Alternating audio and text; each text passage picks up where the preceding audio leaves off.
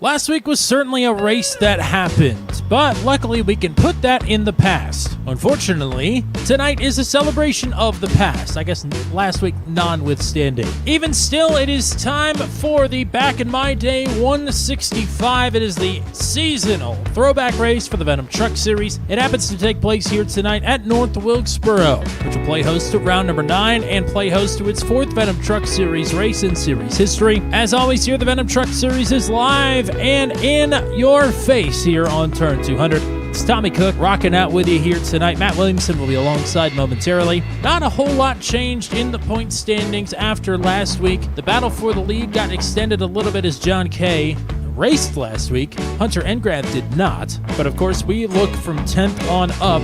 10th is the cut line for the chase, and we are halfway through the regular season. Rodney Matney's still flirting with that cutoff line despite winning the season opener here this season. Kyle Zittel has been rocking and rolling of late. He's only 6 points out of a chase spot right now. Paul Ellison and Dan Miglin have some separation to Rodney Matney. They are tied for 8th. Joshua Freed jumped up a couple of spots after a first career podium finish last week. And the only other thing that changed in the top 10 was Jan Van Leer and Hayden Palumbo swapping positions after Jan grabbed his second career Venom Truck Series victory. Below the cutoff line, the biggest dropper was Tyler Logan. He has fallen all the way outside of the top 20 in points. But up 9 spots, by far the biggest mover this week was Steve Vroman. He is now back in contention for a chase spot in a tie for 12th with Garrett Rainey. Big week for the Double O. Now the task at hand here tonight is North Wilkesboro Speedway, the 1987 scan and configuration of the track. 3 times I hosted the Venom Truck Series before. 3 different winners, including 2 drivers that we'll see in action here tonight. And 2 drivers who are certainly always a threat to win on the short tracks. John Kay, Andy Poliski, the Season 5 champ. You can count on some others to be looking up front here tonight as well. Chad Stearns, Matt Schlosser, they have had great runs on the short tracks this season. Dan Miglin, the rookie contender. Hayden Palumbo's been stumbling a bit of late, but he can get himself right back into contention as the top rookie candidate, potentially anyway, with a strong run or even a victory here tonight. And the short tracks always have a trick or 2 up their sleeves. Who knows what we'll see? What can we expect here tonight? I'd say the one thing you can count on for sure is a lot of cautions. Certainly not as many as last week, at least we hope not. Everybody knock on wood. But double-digit caution totals for all 3 of the previous Venom Truck Series races here. 2 races with 10 cautions apiece in the Season 3 race here at 13 cautions. But a lot of lead changes here at North Wilkesboro Speedway. It's always going to be an exciting race whenever we pull into Wilkes County, and you can bet your bottom dollar that's what we got here tonight. Back in My Day 165, the throwback race for the Venom Truck Series is around the turn here on Turn 200.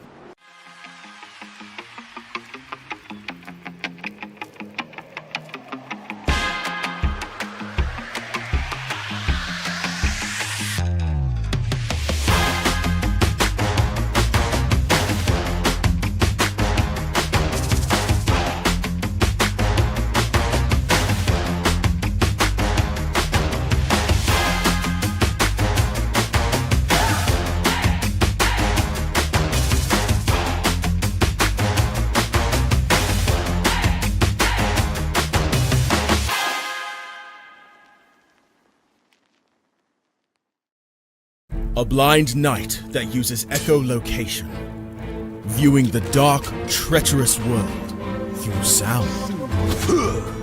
Trapped in a dungeon keep, endangered by combatants, where hazards lurk around every corner. Make sound to have vision, or don't and be stealthy. Avoid impaling threats throughout the dungeon to escape. Engage with other prisoners. Rogue knight I've been hearing about. Could you find the key and unlock my cell? Free them to fight back with more allies. Let's take this guy. The dungeon labyrinth has many paths and even more traps. Struggle through the darkness to find your freedom.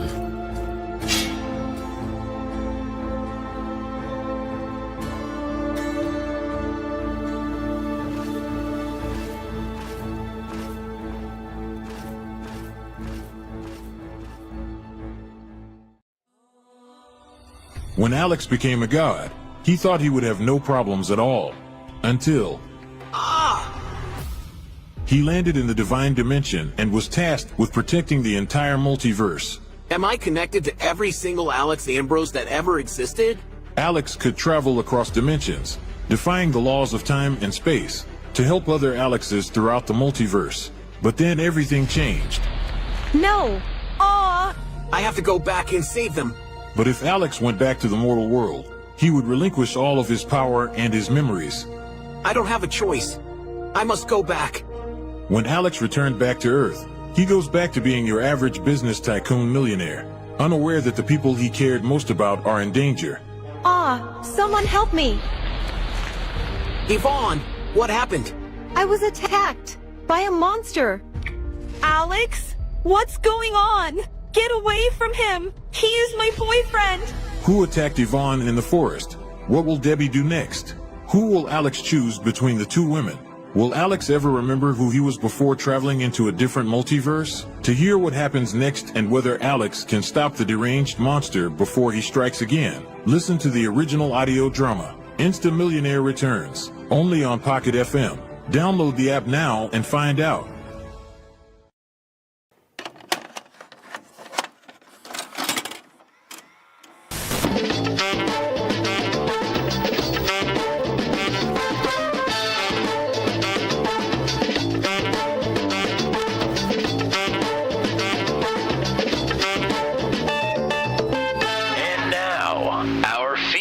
Presentation.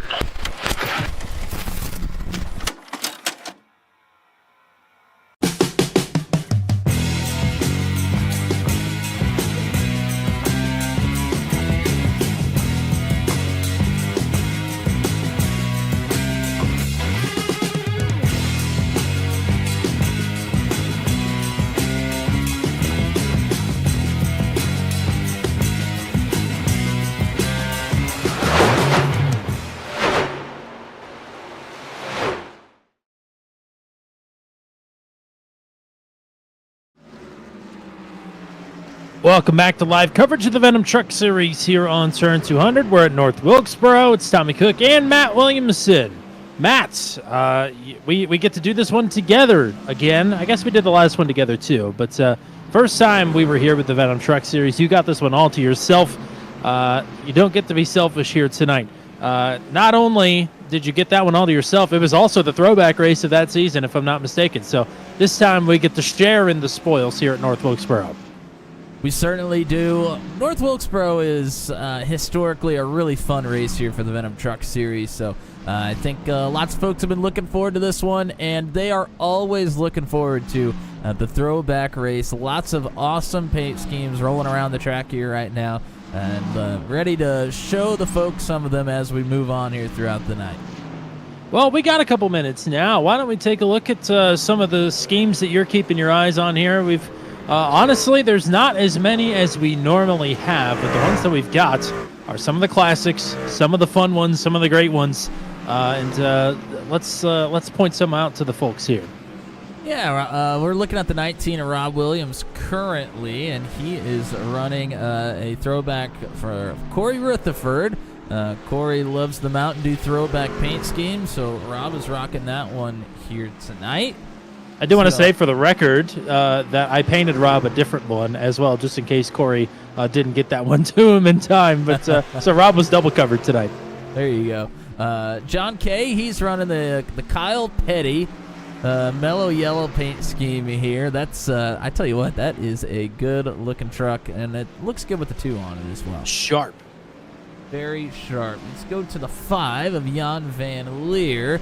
This is a Michael Krall throwback. I'm not sure from when, but haven't seen Michael here for a couple of seasons. So Jan is throwing it back to one of the OGs from our time here covering the Venom Truck Series.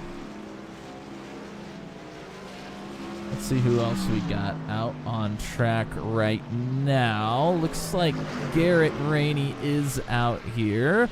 And he is running one of his own paint schemes from Season 4. Of course, has Golden Eagle all over that number 13. That is no surprise. But throwing it back to one of his from Season 4. Well, let's see.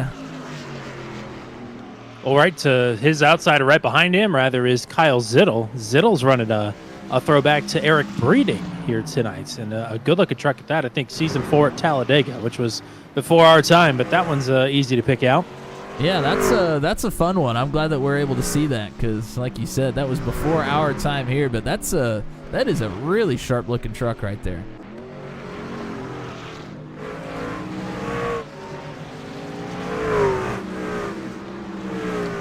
Jeremy McKinnon, is this a new one for him or is this a throwback? I'm not familiar with this one. I gotta find him. I don't even see him. That is definitely a throwback. I'm not sure to who though. I saw that in like the Season 1 or Season 2 gallery today when I was perusing through some old paint schemes. So that's definitely a throwback. I'll investigate further here. Well, let's move on to the 55 of Paul Ellison. This is a classic right here. This is a throwback to Season 5 paint for Cole Maxwell. This one needs no introduction. Are you sure? I'm pretty positive this one doesn't need any introduction. Alrighty, let's go to Josh Jackson. Oh, and it just has expired. We'll get through some of those as we roll along here. Alrighty, partner, it is time for the starting grid here for the Back in My Day 165 at North Wilkesboro. 165 laps here tonight at the short track for round number 9 of the season.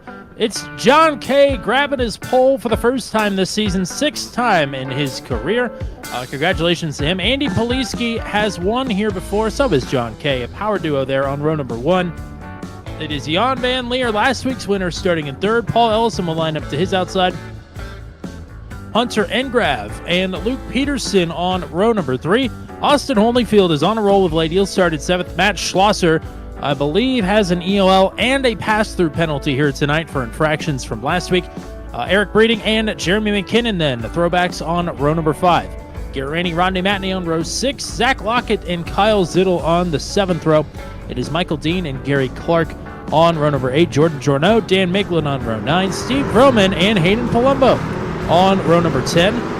Tyler Berger, Josh Freed way back there in 22nd. Corey Rutherford, Josh Jackson, Cole Maxwell, and Rob Williams through 26th.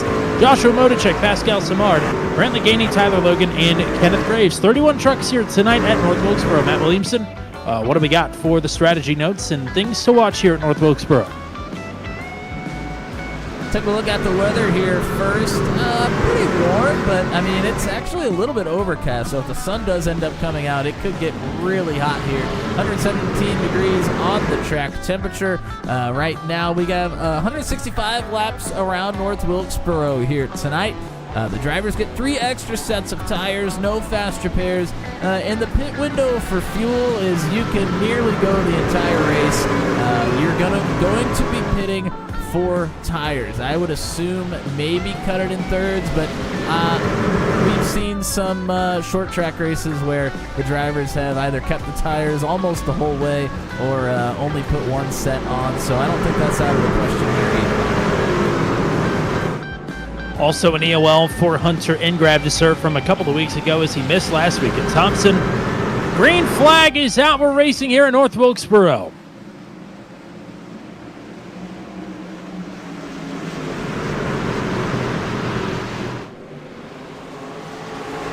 Oh, there's a spin. One around in the back. Caution is out right quick. And that is Corey Rutherford. Rutherford in the Ryan Dye Slim Jims machine. And a quickie here at North Wilkesboro. And he says that he's got something screwy going on with the pedals. Well, he was attempting to run a camera for us here tonight, and he actually got kicked out. Oh, no, he's definitely got something wrong. He just slammed the inside wall here under caution. He was trying to run a camera for us here tonight, and it turned off on him as well. So there's different things happening here for Corey.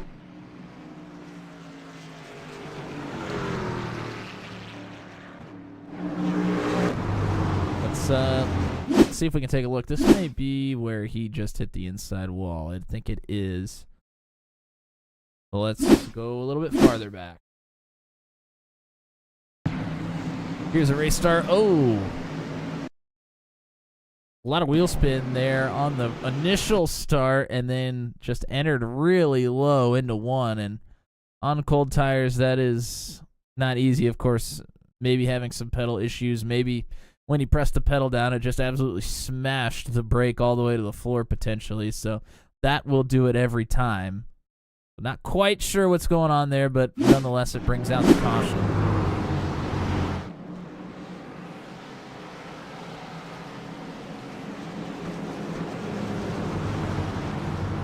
Well, just like that, we get another opportunity to look at some paint schemes.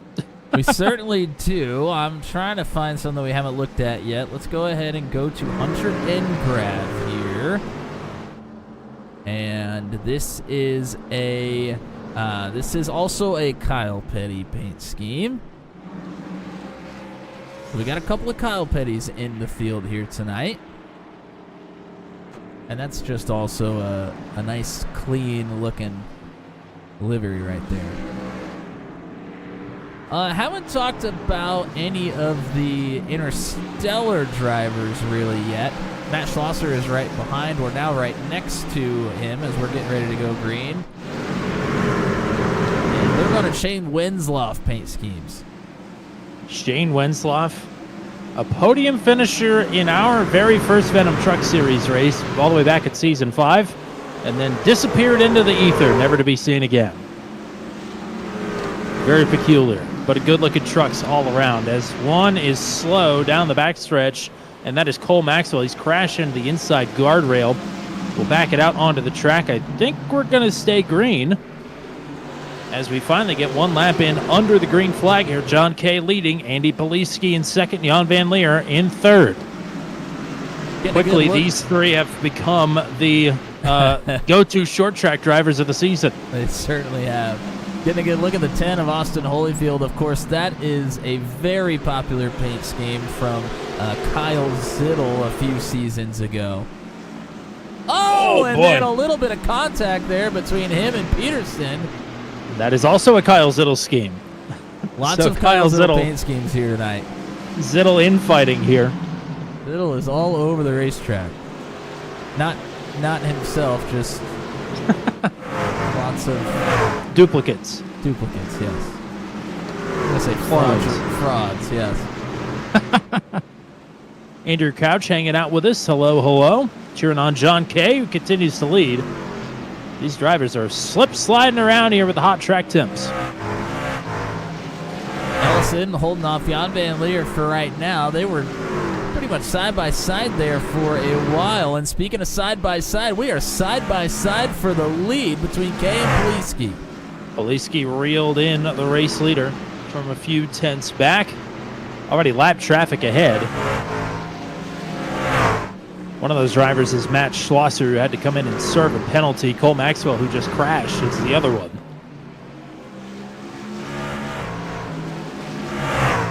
Poliski and John Kay, they have battled for wins here on two different occasions. And they are 1-1 apiece. Going to get a car inside. Camera look here in the heat of the battle for John Kay. I think Andy may have had a camera there for a moment, but I don't see him either any longer. We've had a couple of drivers drop out their camera feeds for various reasons.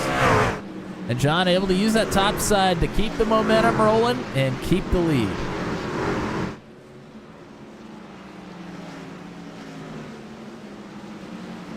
Keeping the lead, but Poliski is not going away.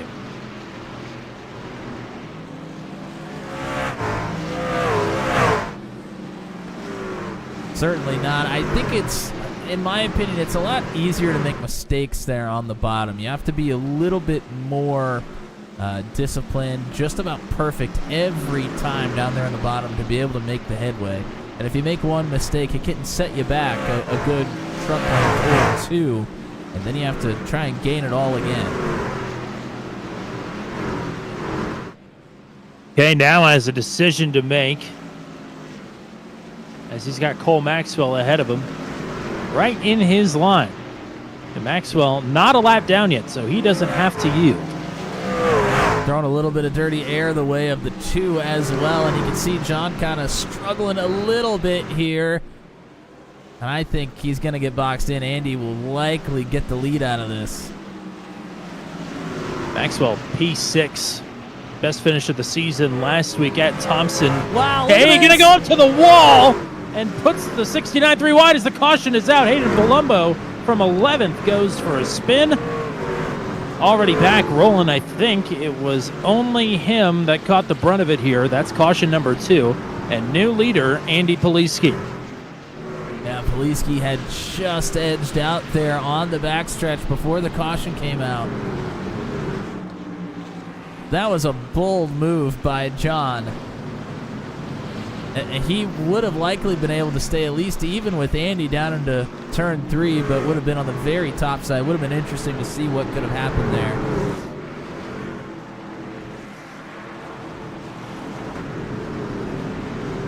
Let's take a look back at the replay. Oh, and Palumbo makes some contact with Miglin. Miglin also in one of those Shane Winslow paint schemes. The good Cola 31 tonight. And that wasn't much of an incident. I mean, Palumbo was moving up towards Miglin. I think they did make contact. He got kind of shoved down into the grass, but never stopped, never, did a 180, got turned all the way around or anything. He was still rolling. So a little bit of a finicky caution there like we saw last week as well. Yeah, certainly Cole Maxwell's was more of an egregious wreck than that. I mean, he actually hit the inside guardrail pretty hard and came to a full stop and was going a lot slower than Palumbo was there on track as well. So the sim is being weird about when they decide they're going to throw cautions, that is for sure. Because, again, that was not an admin-triggered caution. Let's take a look at a couple other paint schemes here. Looking at Eric Breeding rocking an Andy Poliski paint from Season 2, well before our time here. Yes. Well, before most people's time here.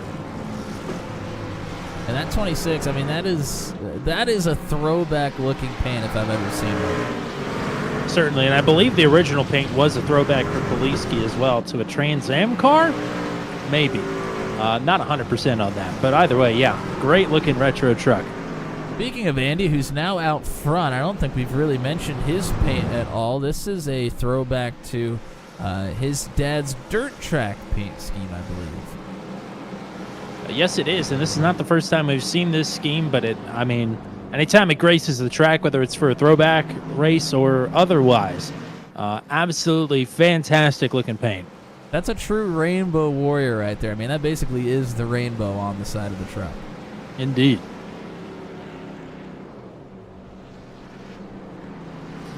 We're doubling up here. That's just about everybody, I think. Maybe we're missing one or two. Yeah, I think we've covered just about everybody. We were trying to get to Josh Jackson a little bit ago, right before the session started over. That's a Nathan Reynolds throwback. I think Jordan Journeau may be the last one running an Ethan Patterson throwback. Hello to Ethan Patterson if you're out there. Ian turn 200 land. The Poliski and John K. a storied history at North Wilkesboro, and this is yet another chapter here, back on our way. Another good jump for the leader. This time it's Andy Poliski.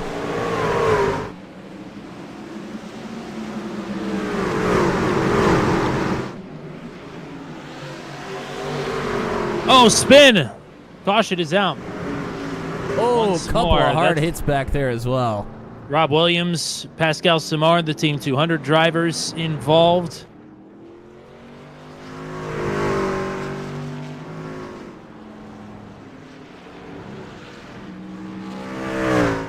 So that is caution number 3, rather quick.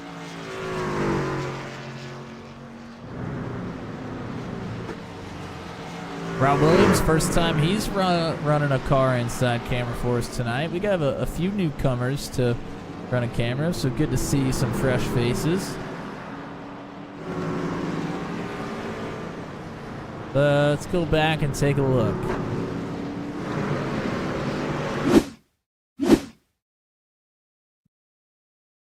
Not sure exactly where this one starts. Now, I know Motocek in the 60. Pascal Samard's ahead of them. Oh, Samard gets into the back of Lockett, and then it's just a chain reaction. It looked like Lockett may have gotten a little bit loose there into turn 3 or something.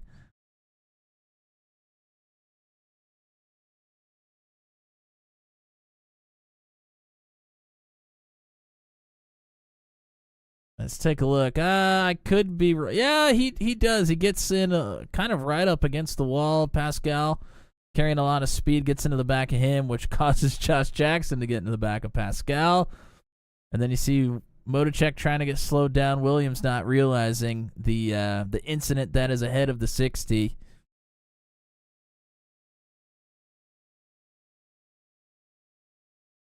Not hard shots there, but I mean, you certainly want to stay away from damage this early on in the race. Yeah, definitely not not recommended, that is for sure. A tough week for a lot of these drivers in terms of short track racing, not only, of course, because of Thompson last week, the new Venom Truck Series caution record, but also with the ASRL the ASRL Cup Series. On Sunday, they ran at Southern National Motorsports Park. And only 10 cautions there, but that was in a 100-lap race. So I think some of these drivers are short-tracked out, and this race may go to prove that point. But we will see. Not even to lap 30 yet. Third restart of the race. We're back at our way. Poliski with the lead. Jan Van Leer right up to the quarter panel of Paul Ellison there, and that was close. But John Kay trying to slide back in P2. Tried to take him 3 wide there for a moment.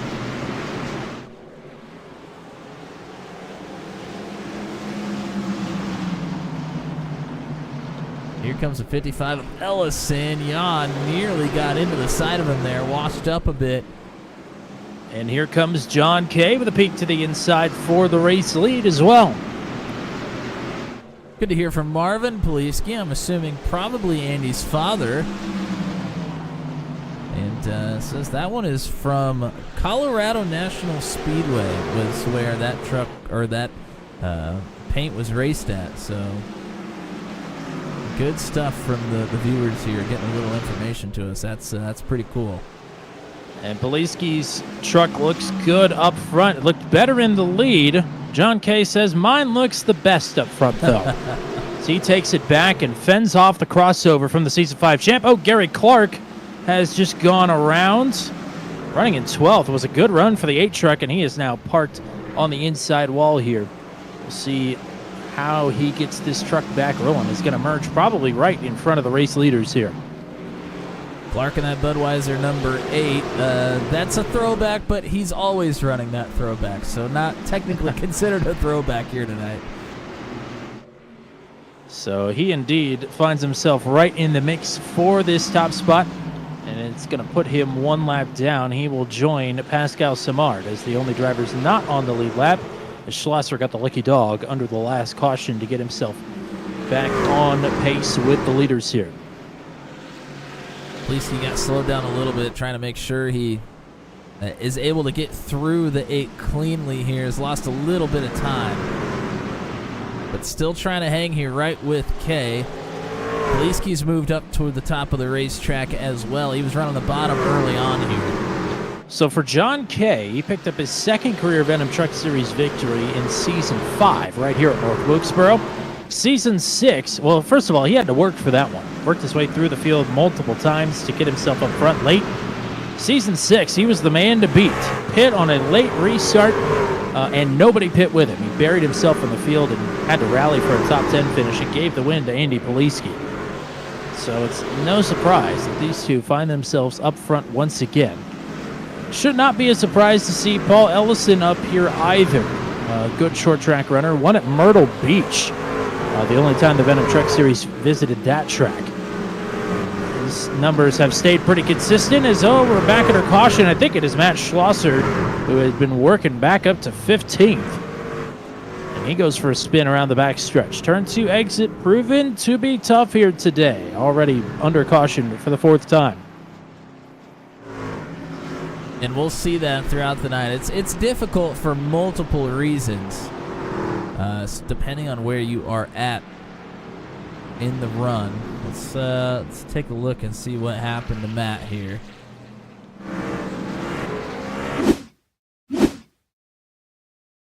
Matt was working behind a couple of drivers. This is Michael Dean and Palumbo. Carrying a lot of speed, but had to check up a little bit there. And McKinnon into the back of Schlosser.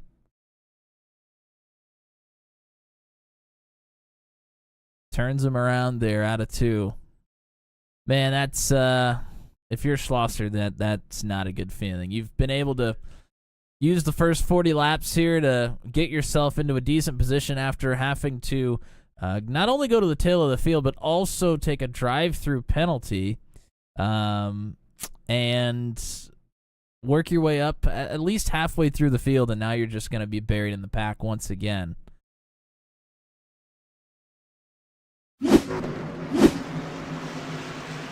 Still a long way to go in this one here, as it's lap 39 of 165. Schlosser is going to come down pit road again this time. And he is going to take at least right sides here. And it looks like lefts as well. So Schlosser putting a fresh set on. Trying to give him a little bit of an advantage to try and work his way through this field quickly. We know he has great pace on the short tracks, but he was always going to be put at the disadvantage tonight after some penalties.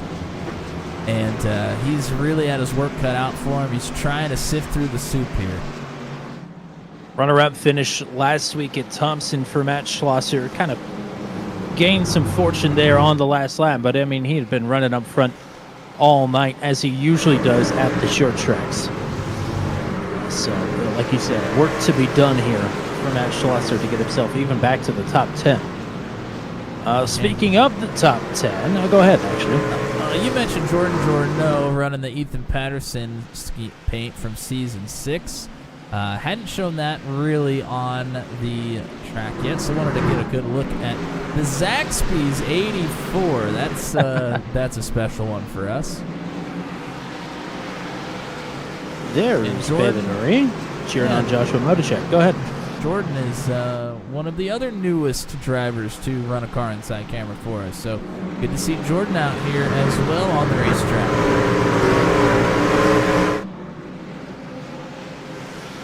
Coming back to the restart here, it'll be lap 42 up on the board. Already working our 4th caution of the event.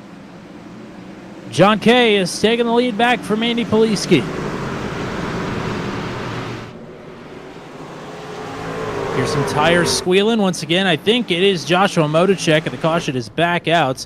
Gary Clark, Kenneth Graves involved in that one, and that is caution number 5 already. Yeah, it looks like Rob Williams caught up as well.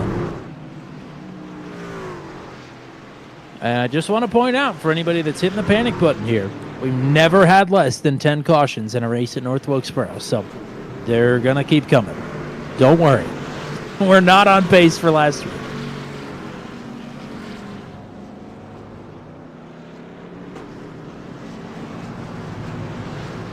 See if we can find a good look at this one here. You mentioned Motocek.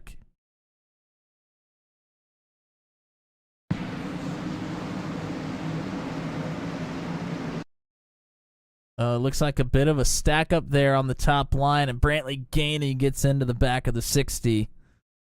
You can see him all under braking. Gainey trying to stay away, tried to move to the outside, but got into that right rear of the 60, and then Graves. Oh, Graves comes piling in. Williams was right there on Graves's rear end as well. And then the pace car wipes out Motocek for good measure right at there at the end. I went through him. I'm just kidding. Not possible.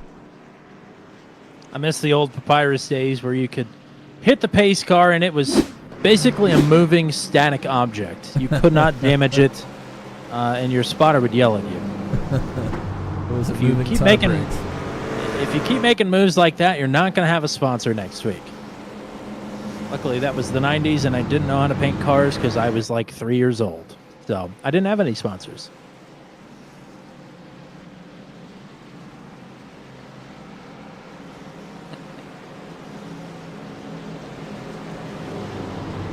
So Gainey's going to take responsibility for that and give himself an EOL penalty. He'll head to the back of the 31 truck field. Only one driver a lap down right now. It's the 19 of Rob Williams, and he is still running. So despite the 5 cautions, we've still got the entire field intact. I would imagine that could change. It could change pretty quickly. We've seen some fairly large accidents here. There are a couple of holes in the wall at various spots that could explode a truck very easily. We will see if that comes to fruition or not. Well, I just want to let everybody know, Dan Miglin tried to run a car inside camera for us. Unfortunately for him, he did the right thing. He even put the R after his last name. But for whatever reason, in this session, the R is not behind his last name, so it's not going to work this week. That is unfortunate, but I'm sure that we'll get him on here in the future. SDK could be temperamental like that. Things exist and don't. Yep, we'll get him back for sure. Green flag is out here, lap 48.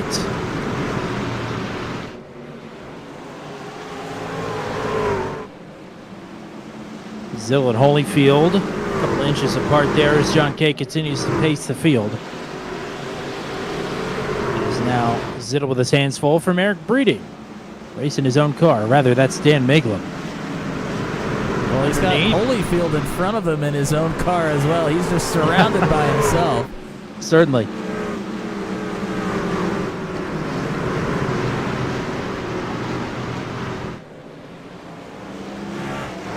And Miglin's going to take that spot. We talk about some of the perennial short track racers this season. Dan Miglin is one of them. Oh, spin in the back. Josh Freed in 19th. Josh is out. And Miglin got hard into the wall there as well. Zittel kind of ran into the back of him. And again, that's... I mean, Freed never stops. Goes down on the grass just like every other wreck that we've seen, and that's a caution. I mean, timing and scoring is even giving him all of his positions back as well. That's how little speed he lost. Yeah, that's just silly. That doesn't, in no world does that need to be a caution. But lucky for Freed, he gets to go back up to 18th, like nothing happened. The Freed just gets into the corner a little bit too hot here, nearly got up into Jorno. He's getting hard on the brakes to try and stay away from. May have even made a little bit of contact, a little bit hard to tell. But Jorno kind of washes up the racetrack a bit as well, up towards Lockett, but both of them able to keep it going. But we mentioned it, Freed down into the grass. Able to keep speed. I mean, he's ahead of Gainey still when he comes up onto the racetrack. And is going to get all his positions back. That's just no need. Well, Freed does pit. So he'll head to the back anyway. But yeah, got to pit from 18th instead of 30th. So I don't get that one bit. Jordan Jorno comes down pit road as well. But oh well, the beat goes on. Well, we've seen everybody else that were able to see their car inside camera, so why not also take a look at Paul Ellison? The DealDosForFree.com, number 55.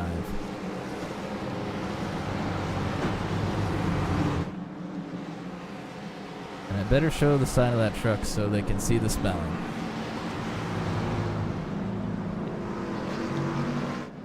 A joke that flew over my head for an embarrassingly long amount of time.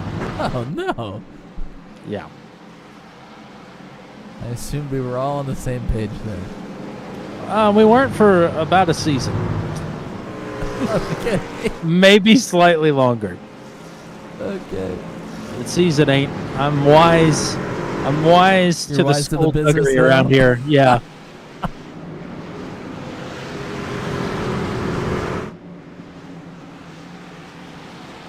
Hello to Funky Okay. Roberts. Yeah, I was just about to say. I did know it was in North Carolina. Thanks. Hello to anybody else hanging out with us here for the throwback. It's 1987 in the sim. Can you believe that? Pretty cool. I do wonder. Go ahead. This is our DeLorean device right here. I do wonder when they're going to put the new version of North Wilkesboro in there. But no complaints, because this one races pretty good still. Back it away. John K. sure isn't complaining out front. Poliski down to the bottom. Jan Van Leer going to take a look to the outside to try and get himself up to second. Jan really sent it to the outside, down into turn one. He's trying to get to the outside of Poliski. Not able to get there yet. So he takes that spot back, moves Ellison back to where he started in fourth, and here's Rodney Matney now in fifth. And Matney is the driver on the cut line. He's been there for the last few weeks. And that So he cut needs a line decent battle. run. Yeah, if you guys saw, caution's out. Caution is out. Tyler Bergerts is dropping through the running order here. And he has actually spun is. kind of onto pit road. He is on pit road now. I think he was sliding through turn 4 and ended up on pit road. Okay, at least that is a car that is stopped on the racing surface, kind of. Kind of. That one is more meriting of a caution, but still, they're starting to rack up here.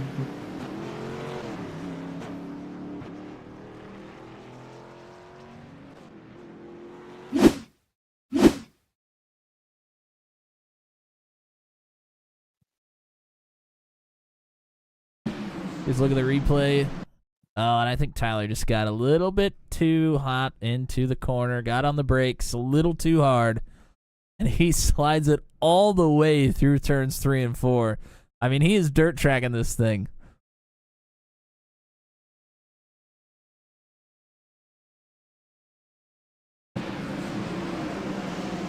And he just ends up on pit road as a result. Really no damage.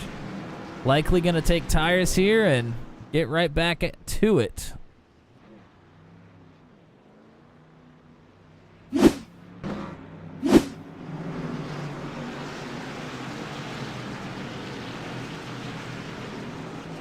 JJ Wang wants to be the choose cone. You're going to have to fight Cody Claiborne for that one. I know that's not actually what he said, but that's the first thing that came to mind.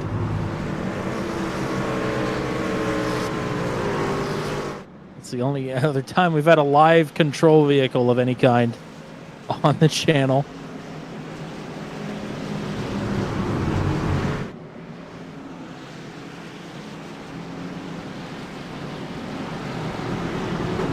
So Berger completes his service. John Kay came down pit road, by the way.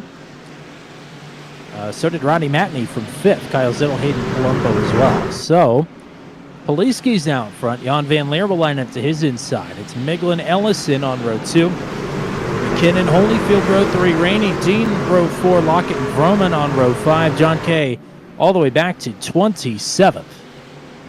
As we're back underway.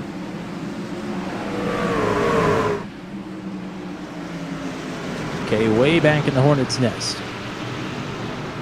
Good start again for Poliski here. Van Leer not far behind. Ellison and Miglin now fighting for 3rd. Miglin is right up there on that curved hole in the wall down the back straightaway.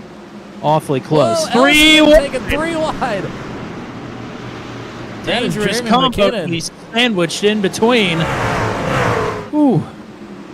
That gets sorted out. Miglin is up to 3rd. And Ellison will hang on to 4th. For now. Yes, for now. Here we go for the lead. Jan Van Leer to the inside here of Andy Poliski. Ron looking for 2 in a row after taking Thompson last week. McKinnon underneath Ellison as well as Poliski will fend off the 5 for the time being.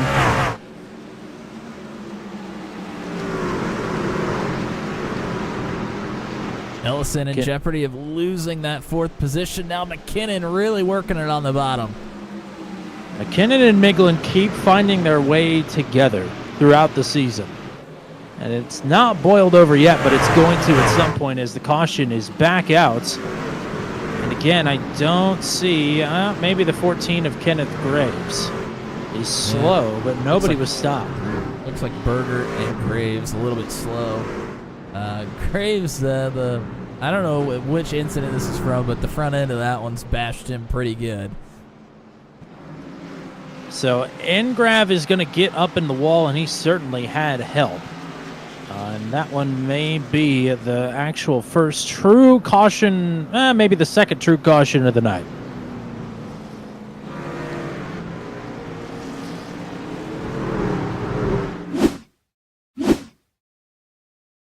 Take a look back, and you mentioned a little bit of help. That is Josh Jackson and the numberless number 7 there.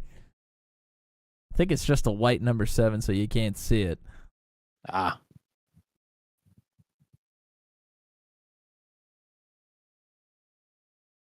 But gets into Engrav pretty hard there. I mean, Engrav took a good shot to the wall.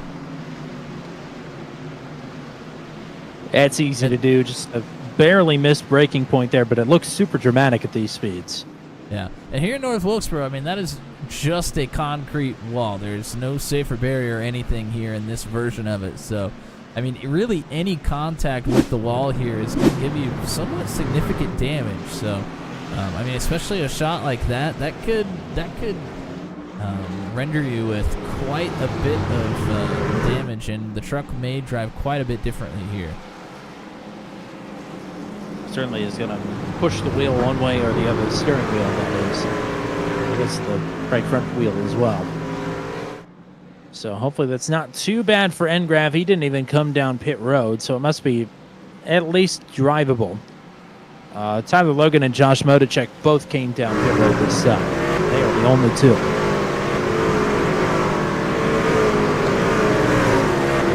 Coming to lap 71, working our 8th caution of the race. We'll say it again. Probably only about 3 of those needed to be cautions, and we probably needed a 4th one for something that didn't bring out a caution. But I digress. Excuse me. The racing up front has been good, and it's going to continue to be good here as we've got some fast drivers up front. Poliski, Jan Van Leer, Dan Miglin, Jeremy McKinnon, Paul Ellison, the top 5. Garrett Rainey lagging back a bit on the starts. Here goes McKinnon looking for 2nd. Whoa! Van Leer gets right up to the bumper of Poliski. Poliski struggled through 1 and 2 there. That was almost very messy. 3 wide. Now as McKinnon goes to the lead. Poliski back to 2nd and fighting for it here with Miglin. Oh, more trouble. Caution is out. Berger is stopped in turn number 4. And actually on the front straightaway.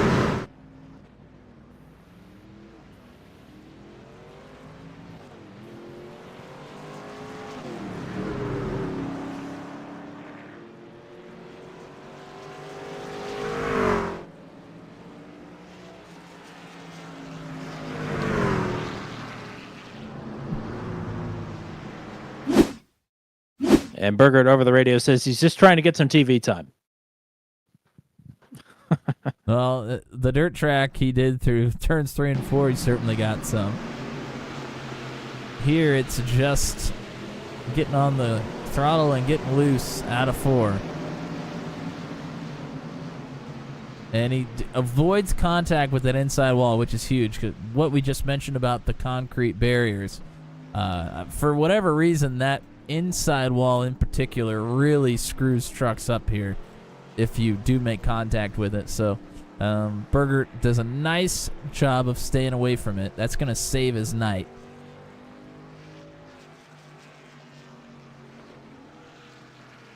We've seen some bad nights turn good at these short track races. Berger was the beneficiary of one a couple of weeks ago at, gosh, I can't even think of what track that was at now. I think, it was Gateway. Ended up with an 11th place finish after being involved in multiple cautions there. Same for Cole Maxwell last week. Got a 6th place finish at Thompson after being in numerous cautions.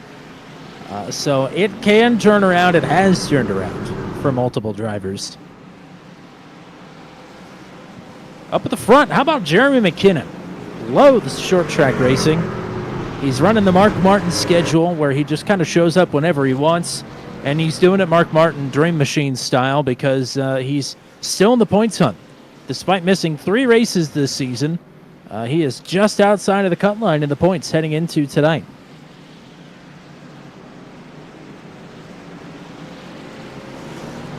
Almost won at Daytona, 1 spot short when the caution came out to end that race. Could have won Michigan, led a lot of laps there. Some bad fuel strategy took him out of that one. And has just been super consistent all season long. And leading again here tonight at North Wilkesboro. Took it from his teammate Andy Poliski, who will line up now to his inside. It's Broke Guy Racing 1-2. Don Van Leer and Dan Miglin 3rd and 4th. Back it away.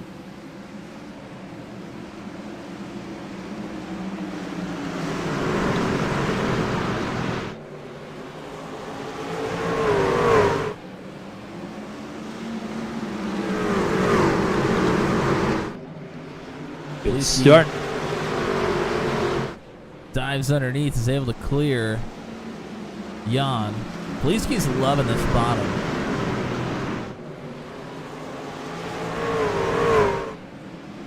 Oh boy, that's a big, big crash. Oh Lord, it's a parking lot. Nearly track blocking down the backstretch. Good God almighty. Holyfield, Palumbo, Gainey, Zach Lockett. They got the worst of it. I mean, the back half of the field all had to come to a stop to avoid if they weren't in it to begin with. That was a big one. Some of these drivers may get trapped behind the pace car as well. Certainly, I think Lockett and Palumbo are going to. Jordan Journeau has picked up a meatball flag out of the crash. That is the big one for the night. Hopefully. It's certainly the biggest thus far. And where it starts, good luck. Well, I see where Logan was off track here, so oh, it starts well in front of him. Oh, goodness. A little difficult to find drivers here. Looks like it may start close to Gainey. I think it even happens in front of Gainey. The first one that I saw go was Zach Lockett. Maybe it's Lockett. Oh, and Garrett Clark kind of gets in the back of Lockett into turn 1, but Lockett kind of able to save it a little bit. Oh, it happens in front of Lockett. It's actually Holyfield. Oh, wow. That gets... he gets into Michael Dean and then goes for a little half spin here. And it just stacks up the field. Clark gets into the back of Lockett as a result. Oh, John Kay gets turned hard up into Holyfield and the wall. And that's two drivers back on the march through the field there. John Kay and Matt Schlosser, they both get big pieces of that. The rest is just this. Absolute calamity. Yeah, I don't think there was a question about that one. That one was definitely a caution. Yeah, I would consider that one a caution. Full speed.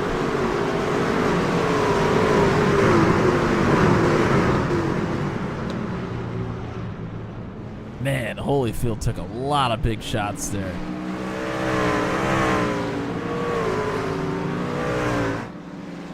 And you know, I wasn't going to say this because I didn't want to jinx anything, but when John Kay came in really early down pit road, I thought it was a mistake. Just because what we've seen in these short track races as of late, I mean, I understand trying to get to pit road so when everybody else comes down pit road, you're the one that cycles to the front. But you put yourself back there with, if something goes wrong, you're right in the middle of it, and that's exactly what happened. It seemed like a bit of trauma bubbling up for him, remembering that he took his pit stop super late last season. We're going to wave this restart off. I think somebody just crashed. It might have been Kenneth Graves. Under the caution here. But John Kay pit super late, lost the lead, lost the win. This time pit super early, and may have lost the lead or the win once again. I mean, he didn't come down pit road, still out on the racetrack, but he's got to have some significant damage around that one.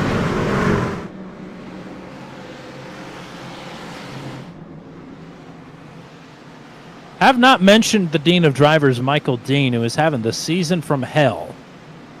But he's in the top 10 here. Good to see it. Gary Clark running in the top 10 as well, despite being a part of that accident. We're back at our way here. McKinnon's still leading.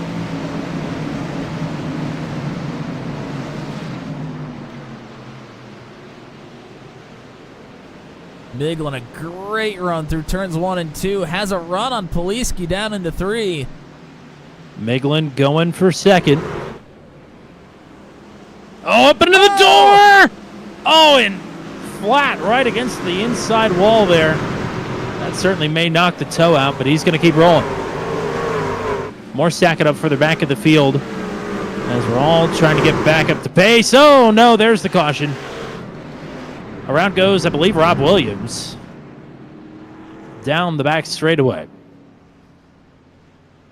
And that was maybe a domino toppling, and 4 or 5 more dominoes led to whatever happened there.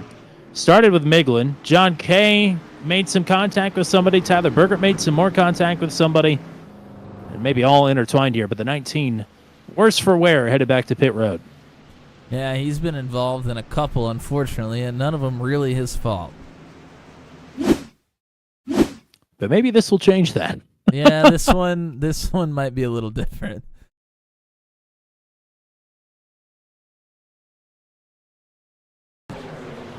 Go ahead and back it up. I think he's going to get too far into the corner, and yeah, makes contact with Burgert there in the 44. Actually, they're all able to keep going, but he's drifting up the racetrack and kind of right rears. I think after the contact with Burgert, the truck just did not want to turn. And he was trying to keep from losing that position, but the truck just kept drifting and drifting. Was expecting to get a little more turn here.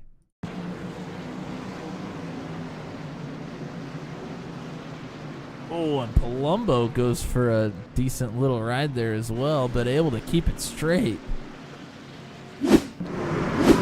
He was looking face first into that outside wall there for a moment.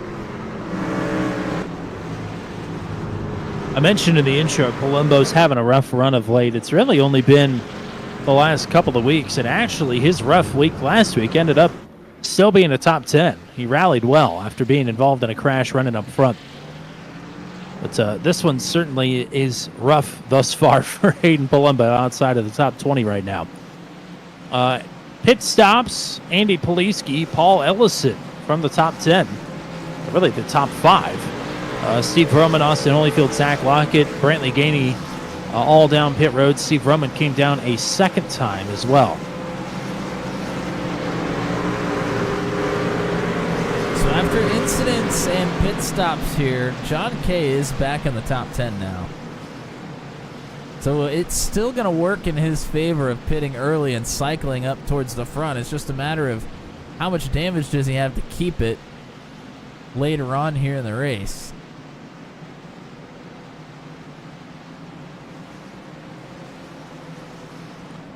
Hello to the Season 3 winner of the Venom Truck Series race here. The first time that the Venom Truck Series ever came here. Greg Elliott in the chat.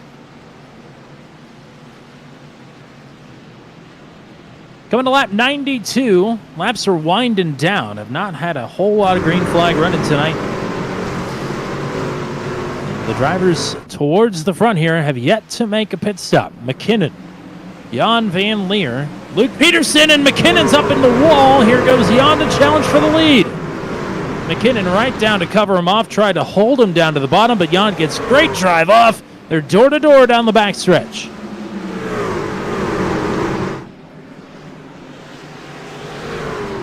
Gary Clark and Dan Miglin with some contact. Clark in the middle, 3 wide, and he gets bounced around. Is he going to save it? No, he turns Michael Dean.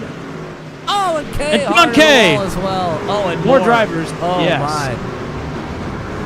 That one could have been a big parking lot as well, but still, John Kay, Zach Lockett, Steve Roman, Brantley Gainey, Michael Dean, and it all started with Gary Clark getting caught in the middle of 3 wide there between Schlosser and Dean.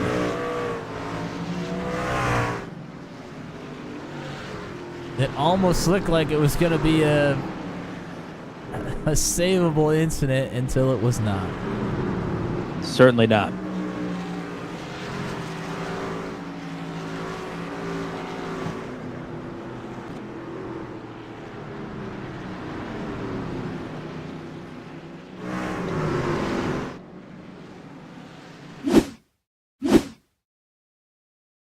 I'm going to back it up a little bit farther here.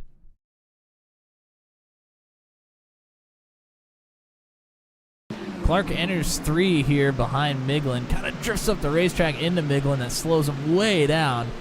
But Freed's trying to go around the outside. Gary gets into Freed and then down into Michael Dean. Almost able to save it, and then there was a little bit of contact that finished it off to send Dean. Wow, he sent Schlosser hard into the wall. There's the contact for John Kay.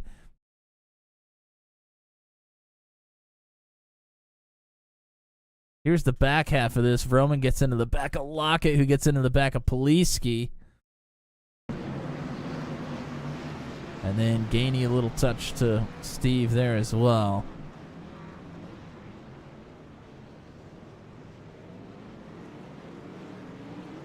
Lots of chain reaction incidents here tonight. I shouldn't say lots. There's been a couple, but they've been big. Another change in how things are falling out here tonight. Hunter Ingrab is out of the race. And I'm not sure why. I think he missed the big one, or at least didn't take much damage. But right around that time, he stopped logging laps, and he is disconnected from the session quietly here under this caution. So maybe something in real life is taken him out of this one, but that's the driver that's second place in the points. I can tell you this much. He will not be second, may not even be. It'll be awfully close whether he's in the top 5 of the points after tonight. Because he had quite the buffer back to Jan Van Leer, Palumbo, and Matt Schlosser coming in to Thompson. Didn't race last week, took a provisional, and now is going to score basically provisional points once again tonight, being the driver that's going to finish 31st and last. So that's not the direction you want to be headed to the cut line here halfway through the regular season. So we'll see what Hunter has in store here the next few weeks to try and dig himself back out of a hole and challenge for the points lead once again. Yeah, I'm sure he's looking forward to getting to some of the larger oval racetracks and road courses.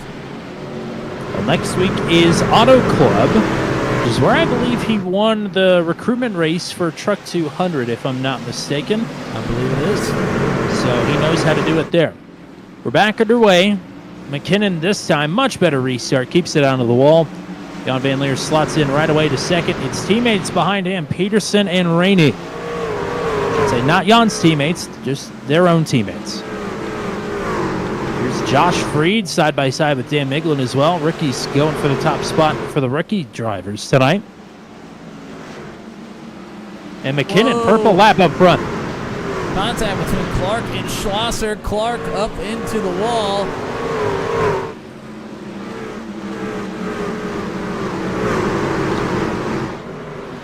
For third, Peterson and Rainey still side by side. Luke trying to pull ahead on the bottom. I take that back. Peterson has been down pit road. Rainey has not. And Jan Van Leer has not been down pit road either. Oh, Gary Clark is spinning. Stopped sideways in the middle of the track and nobody hits him. That was incredible. Caution is out. And Clark did not claim the last caution. This time he won't have a choice, as I don't think he had any help this time.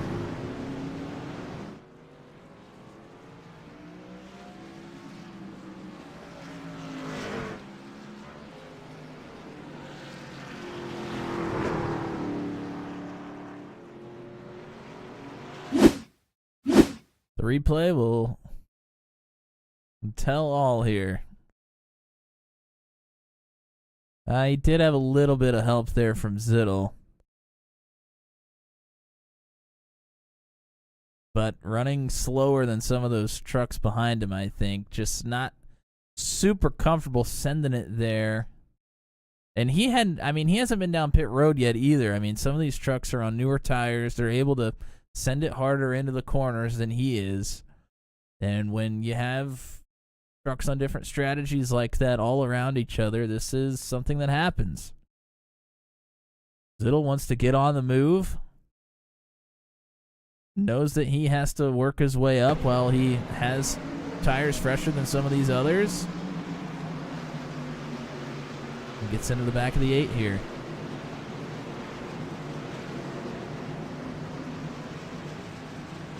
So Corey Rutherford, Brandon Gainey, and of course Gary Clark down pit road under the caution here.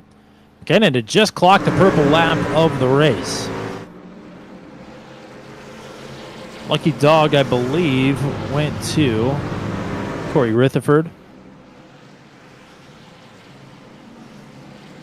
That makes 28 drivers on the lead lap, 30 of the 31 still running.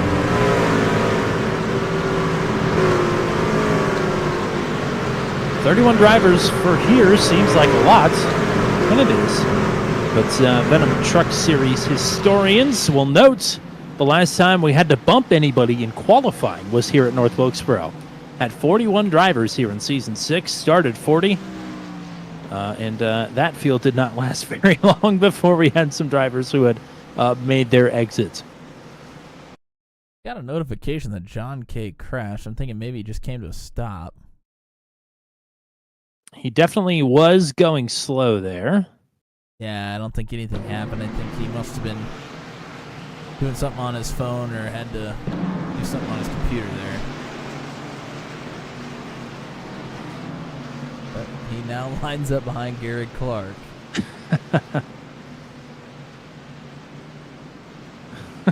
And interested to see how that goes. We're into 100 lane, coming to 107 to 165. McKinnon fires, we're back green.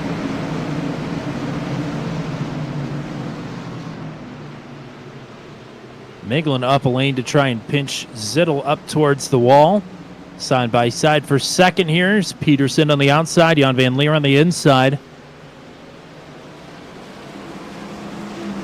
Jan a little bit loose there off the floor. Peterson able to pull back even.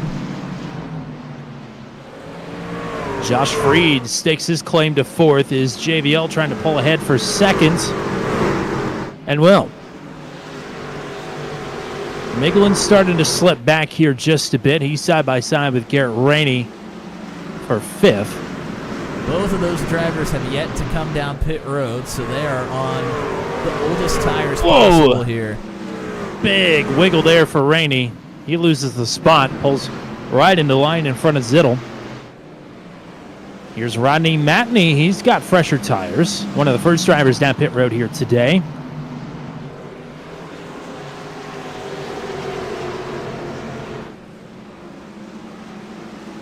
I think I also just realized that Matney and Jackson are running the exact same paint. The Nathan Reynolds throwback. Yes. That makes sense for Matney here, the reverse of the 38.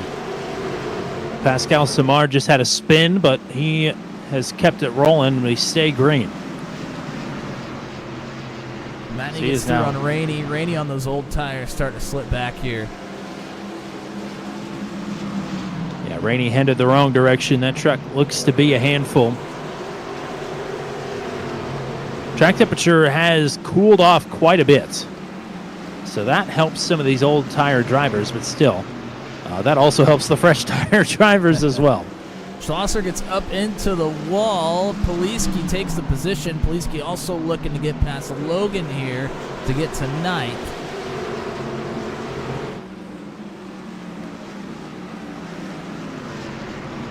And lots of action in front of them as Miglin is attempting to get around Josh Freed. Corey Rutherford he has crashed. Corey Rutherford is blown up. We are still green. Oh, now there's a crash. Cole Maxwell goes around. Michael Dean was off track there as well. Maxwell parked backwards. And this might bring out a caution. He is stopped in the middle of the track. Oh, yeah. Caution's out. With the leaders approaching, that one is warranted as Maxwell was sort of in a pickle there. Parked the wrong direction.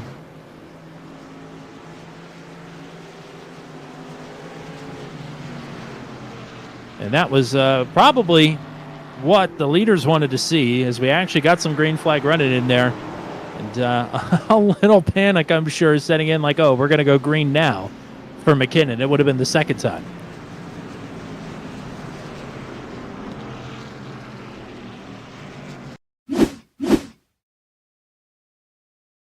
Oh, and Maxwell was loose there out of 2. And was having to slow down to try and get it corralled, and Motocheck got into the back of him as he was slowing. Man, he hit that inside wall hard as well.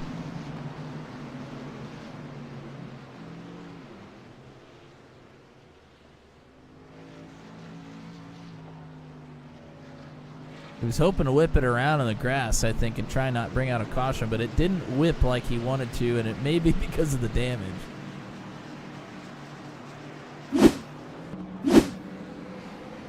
So if we can, I'd like to try and find Corey Rutherford's incident. I think it was with Jordan Journeau, from the sounds of it over the radio anyway, because that has taken Rutherford out of this race.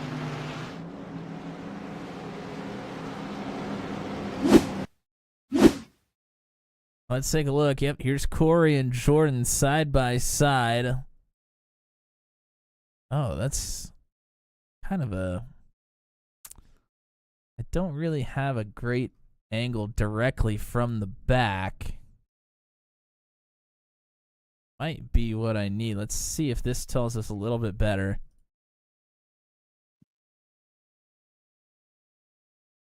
I think Journeau must have just gotten loose there off of 2 and came down into Corey, and Corey absolutely blasted the inside wall.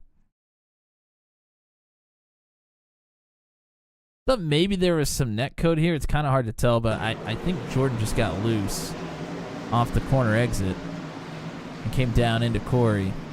Yeah, Jordan said as much over the radio. Corey's still, of course, not very happy. He'll only be the second retiree of this race.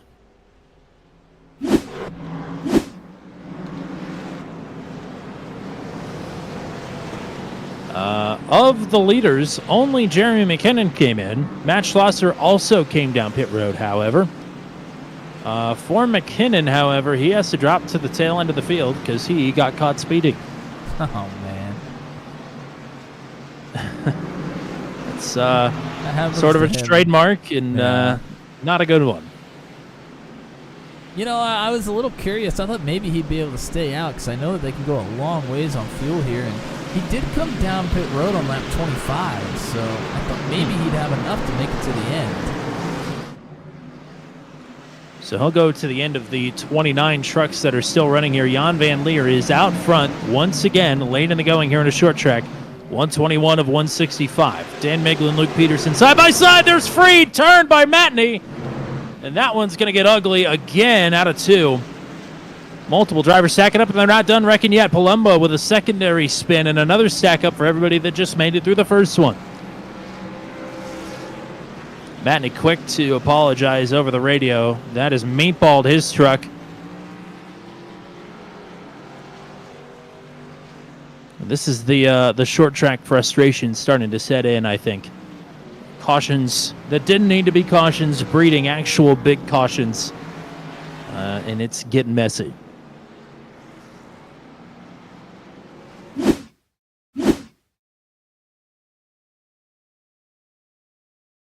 Well, see if we can find Josh here, because it looked like it happened right up there with him. And he mentioned it that Rodney apologized. Got into Josh right in the middle of the corner here, just carrying way more speed than the 39 there through the middle.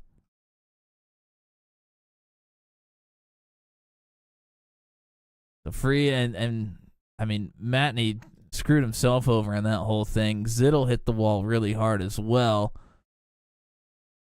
Man, Berger took a huge shot. Michael Dean took a big one.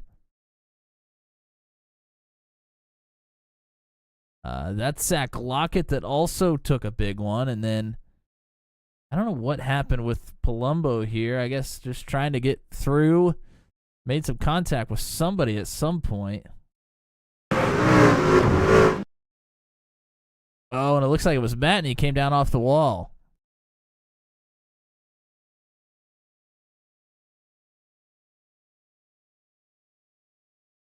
Yeah, rough go for Matney there, who needed a good race and was having one.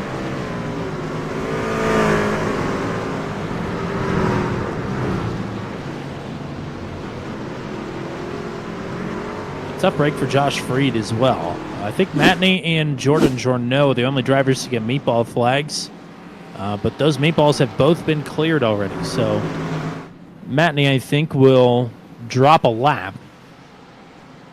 Journeau already not on the lead lap, but back out on track.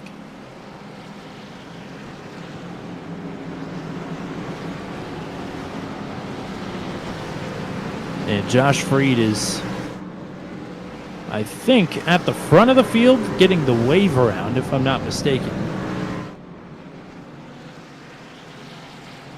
Well, that was the 15th caution of the night, Tommy, and normally I would say we're getting pretty tired of them, but that's pales in comparison to the 24 we had last week. I think it was 27 last week. Okay, 27. Yeah, we're chilling at 15. Don't worry. With Not saying we won't get to 20, but only 40 laps left. It seems merciful.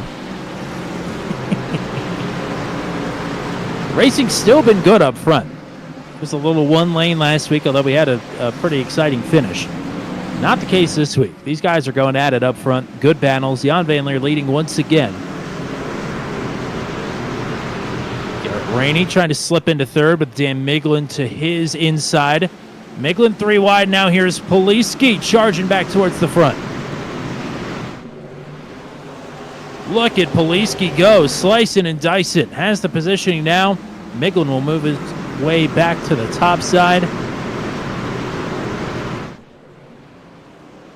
Poliski has the freshest tires in the top 10. Caution is out again. Jordan Journeau around in turn 2. Back at her caution.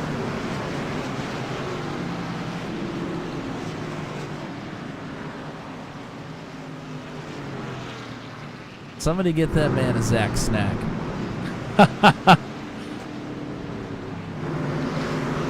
You go for a wings and things if anybody wants to Oh, DoorDash it from 300 miles to the nearest Zaxby's from me. But I'll take it cold. I have 2 within, I think, 2 miles. So, Yeah, for now. well, for like 1 more week. Welcome to my hell, being so far away from the nearest Zaxby's.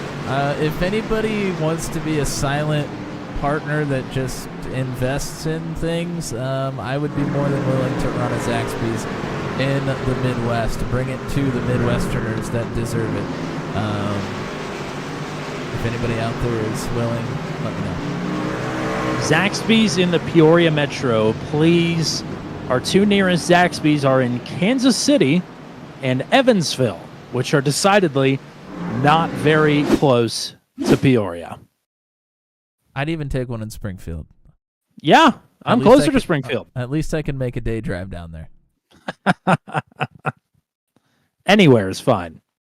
Well, this is just a one-man incident here. No nefarious activity going on in this one, other than the yellow being thrown as a result.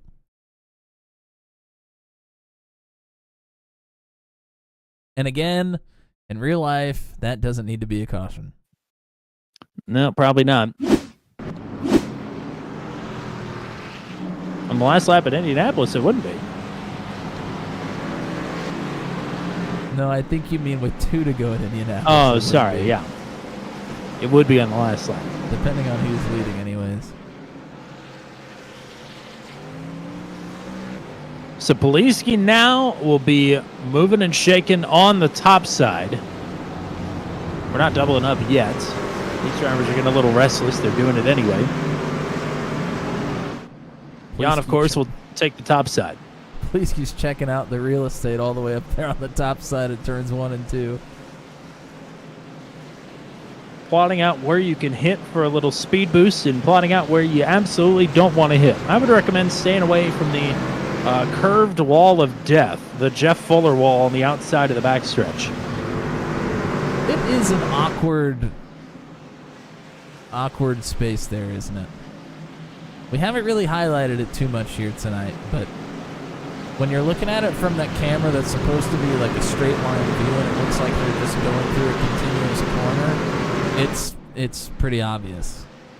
Well, Poliski found his way into that hole here in Season 5, if I do recall, battling close to the front, if not for the lead.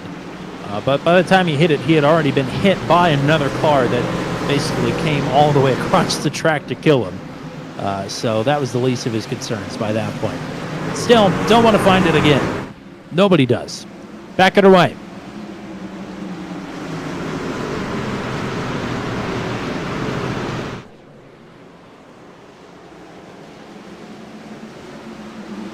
Peterson maybe with a scrape of the wall. Poliski going to try and take advantage here. Looking to take second. He's got the nose out ahead. Peterson rallies back and he'll have the spot as we're back under caution. A couple of cars around in turn 4 and more as the Dean of Drivers is around in turn 2. Separate incident. Hayden Palumbo has come to a stop in turn 4. May have been involved in that one as well, and he has picked up a meatball flag. So that is a big-time issue for Palumbo. And Jorno is completely missing the front end of that truck. So there was definitely a big hit here somewhere.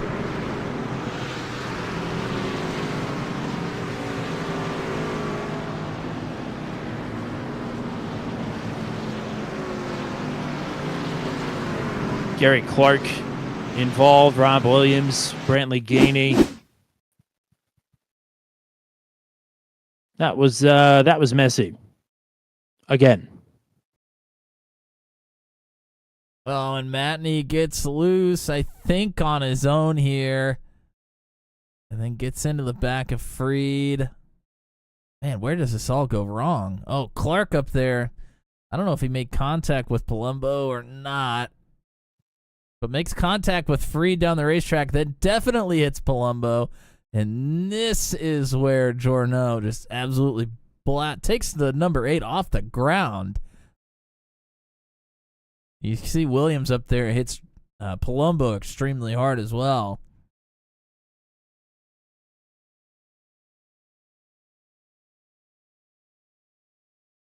Well, should I say it? I think several drivers' nights just took a nose turn for the worse. Oh, and just as I said that, Cole Maxwell says it over the radio. Of course. They were all thinking it. Yep.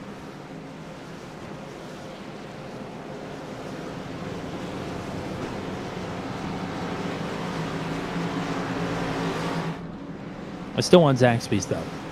That hasn't changed.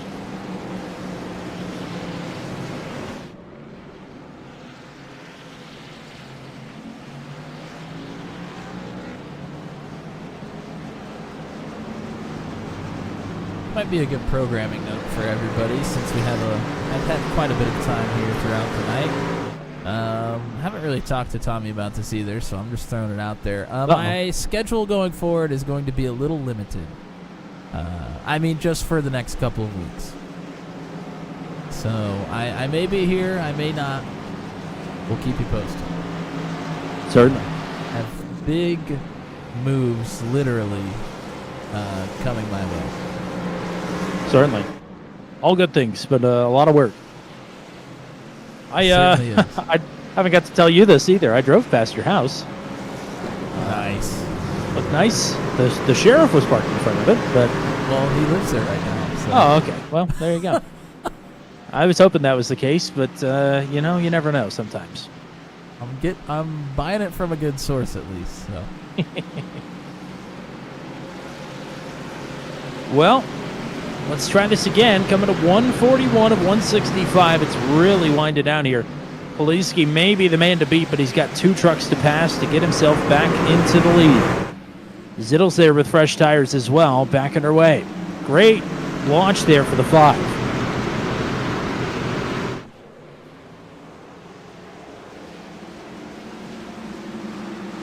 Will he be able to go the distance here? Again. He's done it twice before, including last week at Thompson. Oh, caution is out. This time I think Poliski had the nose out in front of Peterson. I don't see I also don't see anything. Either Michael Dean. Or Michael Dean, excuse me. Really far behind the field here. I'm assuming that's it. We'll back this up. He spins. He saves it. Doesn't even come to a complete stop. That does not, in any world, need to be a caution. There's nobody behind him. No reason for that.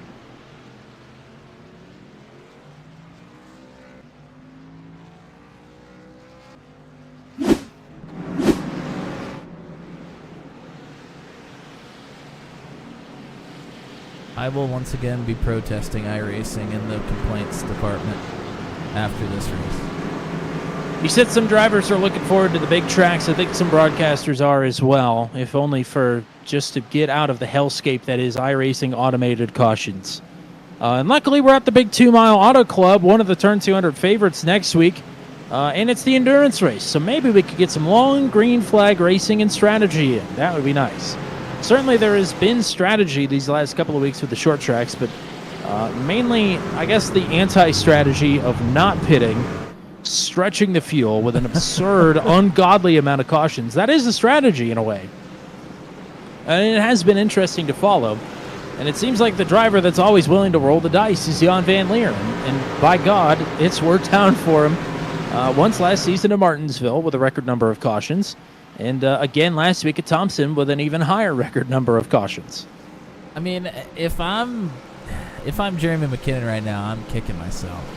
Unless he somehow didn't take fuel on lap 25, there's no reason that he couldn't be out here leading this race still and able to make it for sure all the way to the end. If Jan has made it this far, Jeremy would have been able to make it to the end.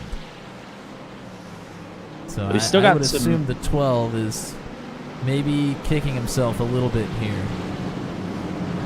It should be 18 laps to go when we get back racing here. So it's still a lot to be determined. Now the problem for Jan is whether he's good on fuel on the no stop or not.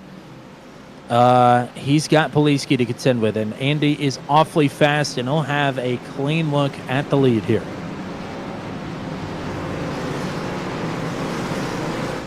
And there's Jordan in the chat. Unfortunately, comes to an end early here tonight. There's unfortunately a lot of drivers on bad luck streaks. Certainly. But we widen things out next week. Should be good. Well, we did have a lot of cautions last time we went to Auto Club as well. There's nothing like having 7 lanes of racing. Oh, yeah. I could see him fanning out now. And maybe that's our future here in this race as well. A little 7 wide. Why not? Jan Van Leer is under threat. A good restart, but Andy Poliski's in second. Andy closes that advantage right back up.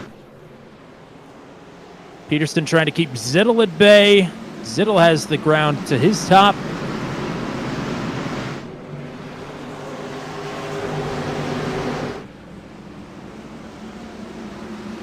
Oh, Cole Maxwell has spun. So is Rob Williams, Gary Clark.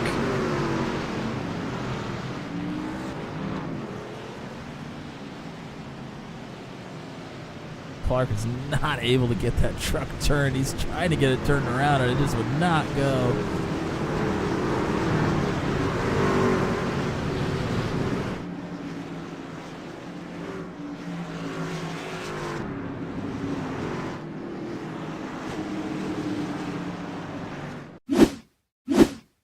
See if we can figure out what happened here. Oh, and it's Maxwell on entry, just gets extremely loose. And Clark tried to squeeze through on the bottom and got himself turned up right in front of Williams. There was one incident for Rob that was kind of his, I mean, it was his fault here tonight, but he's been involved in a lot more that people have just crashed right in front of him. Yeah, it was a rough one. He just has to feel like he's got a super magnet underneath the hood there.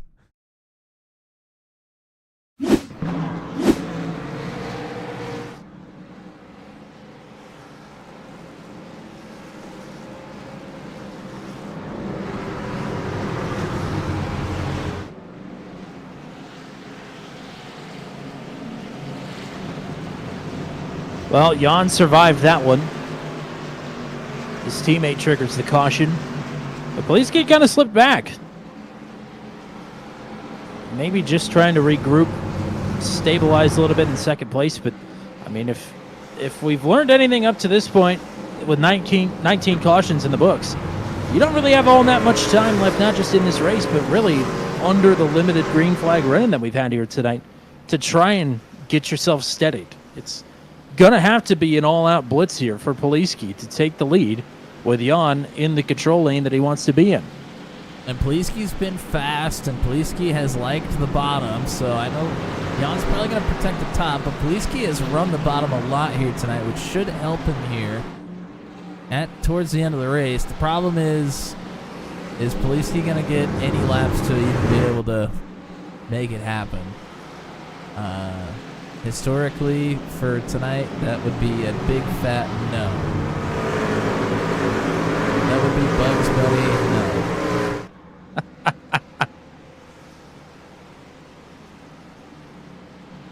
Bunny, no. Michael Dean, an unbiased South Carolinian, I do want to point out, says, I'm going to say what everybody's thinking. There are not this many cautions at Darlington. Not suspicious at all, Michael. Not suspicious at all.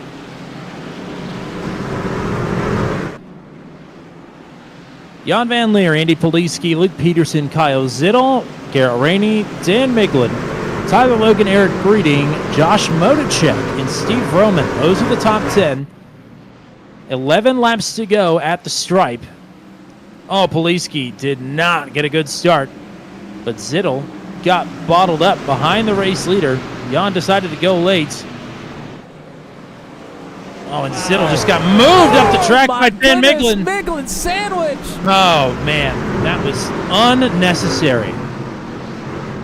Miglin muscled his way through there and caused a mess.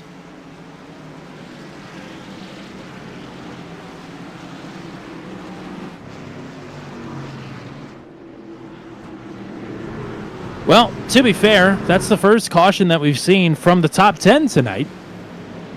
But that one was a mess.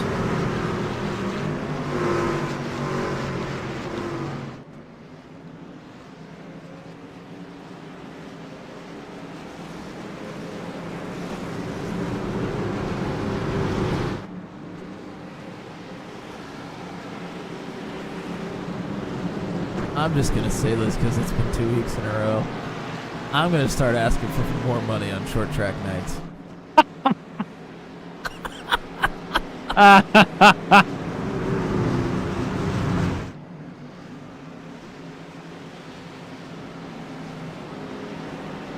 Are we striking? I don't know. I don't even know when the next short track race is. I'm just kidding, of course, but I just... Oh, man. That's one of those ha-ha unless sort of statements. Exactly. All right, let's take a look. Miglin, good run here through turn 2. Gives the bumper to Zittel a couple times, trying to push him out of the way. And does push him out of the way. Gets himself in the middle between Zittel and Rainey. And they all rub and tug.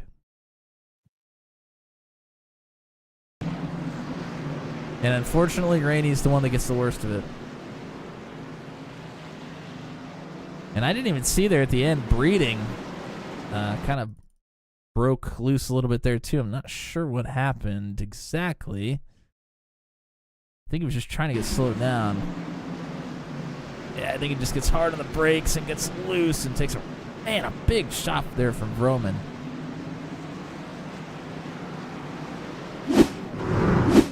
Well, as you can imagine, Zittel was pretty hot after that one.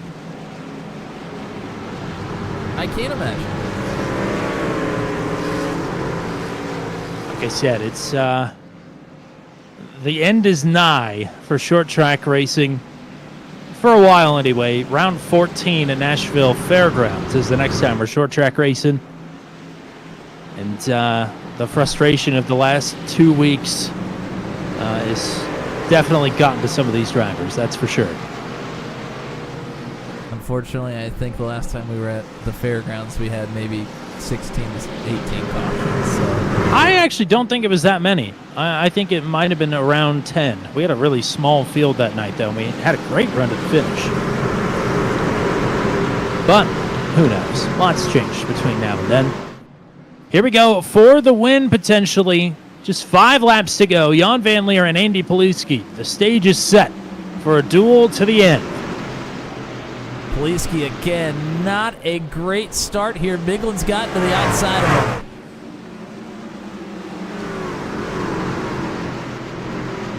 Heat cycle starting to catch up. Oh, Schlosser spun by McKinnon. Caution is out. Big, big crash there. And we're probably going to overtime.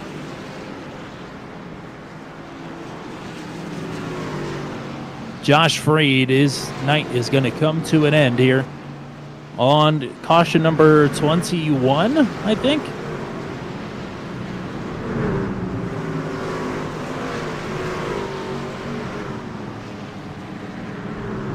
Counting well. So McKinnon, I think, claimed that. He's come down pit road and parked it, and he is done for the night. And like you said, another missed opportunity there to maybe keep some strategy and track position. McKinnon was all over Schlosser this entire lap. And they had kind of been stacked up in hell out of this bumper. They've been kind of stacked up with Steve Vroman at the head of this group as well.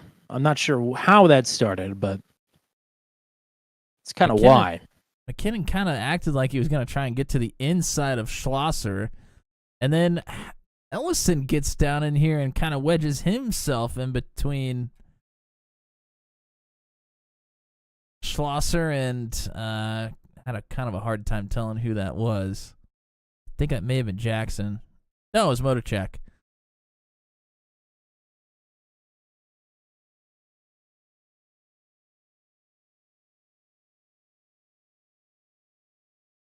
So just, yeah, I don't even know what to say at this point. At the end of the race, drivers are frustrated and they want to get as good of a finish as possible, but it's just not working.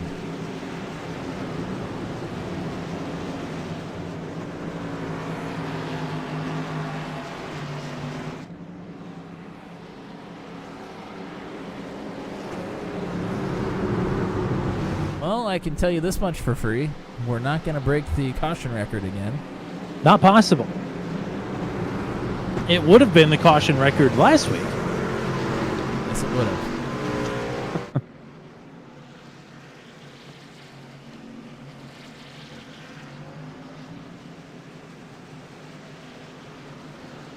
This is going to shock you. But Jan Van Leer has taken the top. Can't imagine. Poliski to the inside. Dan Miglin will restart in third. Luke Peterson in fourth. Kyle Zittel, Tyler Logan, who we've not really talked about all that much tonight. He starts in sixth. Breeding and Vroman on row 4. Motacek and Ellison, your top 10. Lockett and John Kay back on row 6. It seems like forever ago that Kay was leading this race. Poliski has to try and get a better restart here. Not a great one. 2 to go. Trying to move up. Peterson holds serve on the outside. Can we make it back to the stripe? There's one spinning down the backstretch. Poliski with an opportunity. To the stripe. White flag. This is it. Wow, Poliski really sliding through the racetrack. Peterson's all over the back of it. Peterson gets some help from Miglin. Tyler Logan flying it up the outside. But the checkered flag is out. 2 in a row for Jan Van Leer. The king of short track calamity, JVL, takes his third career victory. Peterson in second, Poliski in third, and they're wrecking behind.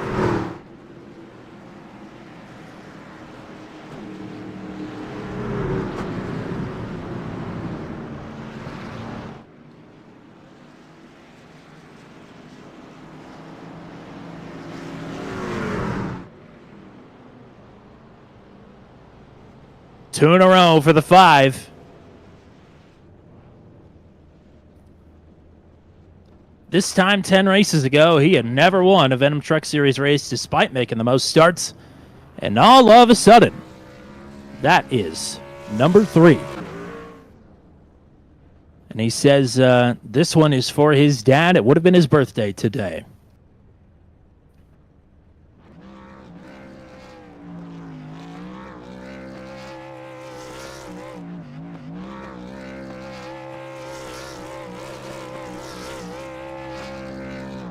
And he did it without coming down pit road once. That's ridiculous. Not just that, he thought of it the first time, but he's done that 3 times now, and it's worked all 3 times. I mean, obviously some extenuating circumstances there that need to be dealt with, so that's not possible in the first place. But credit to him to have the huevos to try that over and over again, and it worked. He's done it so many times. I mean, he has to come into these races thinking ultimate fuel save at all times. And it just has worked out. An ICR after a frustrating season for the other 3 drivers.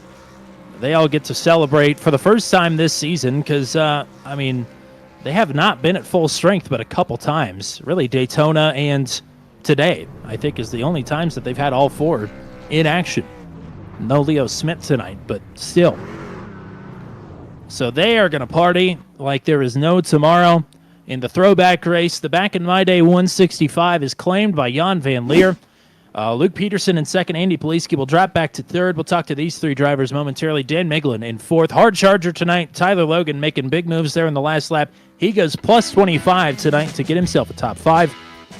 6th place for Kyle Zittel. Eric Breeding, best finish of the season in 7th. Steve Roman, Joshua Motacek, I believe, best career finish for him in P9. And Paul Ellison will round out the top 10. Pole sitter John Kay, tough back half of the race. He will stop the bleeding in the 11th. Austin Holyfield, good night in 12th. Matt Schlosser, another up and down night after the pass-through penalty. He's in 13th. Tyler Bergert's in 14th. And Brantley Gainey will round out your top 15. Josh Jackson, P16. Zach Lockett in 17th. 18th for Garrett Rainey after a good night tonight. That's got to be disappointing. Pascal Simard in 19th and Rodney Matney in P20. Cole Maxwell 21st. Kenneth Graves in 22nd. Those are the lead lap finishers. Josh Freed in 23rd after the podium last week. That has got to hurt. Michael Dean in 24th. Gary Clark I think is going to finish in 25th. Jeremy McKinnon, though, with DNF in 26th. Rob Williams will finish in 27th. DNFs for Palumbo, Jorno, Rutherford, and Engrav all the way through the 31st and final position. So we will talk to your podium finishers here. We'll bring in Andy Poliski first, P3. Charging there late. The cautions started to catch up to you, though, with the fresher rubber. Had an opportunity the last couple of restarts. Things did not quite go your way, but still a podium finish here tonight. Yeah, it's a good finish. I can't really complain too much about it. It's kind of disappointing, unfortunately. I needed more green flag laps there at the end. I really wish we would have gone even 5 to 10 green flag laps, and I think I could have challenged you on there. Well, you led a lot of laps here tonight towards the front of this race, battling with John. Good battling up front. I mean, this is another race where the amount of cautions allowed Jan to not pit again. And you could see it there once you started to settle in and get in a groove. Whenever we had even 4 or 5 laps there on a run, that you had the fresher rubber and you had the ways to get around some of the traffic around him. But, I mean, fresh tires proved to be valuable once again. It's hard to have to settle in because, another caution's coming pretty quick. Absolutely. And I once I got there in second, I just couldn't time the restarts right. And everything I tried, nothing worked. I tried different gears, tried being easy on the throttle, and I just couldn't get a run. I could have gotten just a little better restart and gone in side by side with Jan into one. I think we'd have made a good race with it there. It's still fun though. Like you said, a lot of fun early in the race, racing with John. A lot of fun late in the race, racing with Jan and Luke there. Good tight racing at the end with Luke. That was a lot of fun there at the end. I know he's a little upset he got into me, but I think that's just hard racing. So, Matt, what do you got? Well, congrats on a great finish here. And, talking about those battles between you and John and Jan, I mean, everybody else seemed to prefer the top side here when battling, but you were really making the bottom work here tonight to your advantage. I mean, what was it about the bottom that you think you figured out better than some of those others? It really was patience on the bottom. You had to really kind of let it roll a long way into the corner before you got back into it. And if you got in early, it wanted to kick the back end out, and you'd lose a lot of time. So I was able to do that. I really like this track. I've run really, really well here, being able to do that. So, especially in 3 and 4, being able to hug that curb just really worked to my benefit. In practice, I was able to do a lot of stuff at the top, but I really, really worked on getting the bottom working, knowing that a lot of people were going to try to just block that area. Good run here tonight, 3rd podium of the season. Who do you want to thank? Who do you want to shout out? As always, I'm going to thank my sponsor, Nissan Wichita Falls. Thank my family for supporting me. I know my dad watches every week. Running a really special paint scheme for him. This paint scheme I watched growing up at the dirt tracks at Colorado National Speedway. So means a lot to me. It means a lot to have a good run in this paint scheme again. Thank you guys in the booth. Week in, week out. We may not put on the best races, but you guys put on a great broadcast, even when we don't. And then thank to everybody in the league. It makes it a lot of fun coming here on Tuesdays and racing with everybody. Hey, it was great racing up front, and you were a big part of that here tonight. So go celebrate the podium. We'll hopefully talk to you again next week. Yes, sir. Hopefully so. And now we'll move on to your second place runner here tonight. They call him the Preacher Man, Mr. Luke Peterson. Welcome back to booth 200 here as a podium finisher. Congrats. Sweet merciful Jesus, I didn't think we'd ever see this place again. It's like wandering around in the deserts of Egypt trying to find Canaan. Golly, Ned. Qualify first, finish like 12th. Qualify second, finish like 23rd. I didn't know what was going to happen tonight. I figured it was another back of the pack kind of day. Well, it is your first podium finish of the season, to your points. I mean, we had you pegged for success this season, that's for sure. It has been a struggle to get there. So second place here tonight is got to feel fantastic, especially kind of in the tumultuous night that it turned out to be. After last week and leading half of the race and ending up where I ended, to even be close this week is great. Like, it's just, I don't know what it is with us this year or us with short tracks in general right now, but this is, I mean, it's absolutely just a ridiculous mess out there, wrecking every other time. So, I mean, to survive a race is nice. Matt, what do you got? Yeah, I mean, congrats on a good finish here. It was, even though you're up front like the entire time, it was kind of a quiet night for you. You were just there. You just really didn't get an opportunity to make anything happen, unfortunately. I mean, did you feel like you had pace to get, to that top spot here, or how'd you feel about your night overall? Overall, I felt really good. I felt like those restarts were really hard. Me and Jan were just talking about it. Those restarts were really hard to do anything on because the lead car just gets such a run. And Andy was flying when he went by me the first time, so I figured he'd get to Jan pretty good. And when he kind of got checked up there, it made me think that if we could maybe run 5 or 7 laps, something between me and Andy Jan could come together. I think that was probably that magic recipe, but I mean, it definitely wasn't in the cards, as y'all could see. 2 laps was about it.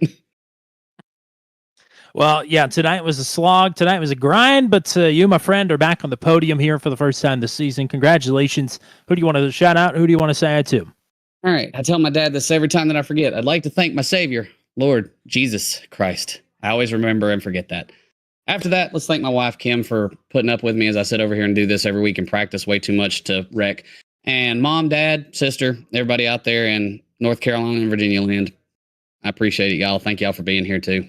And Alabama Gang and Super Kick, the boys. Without the boys, we couldn't do this.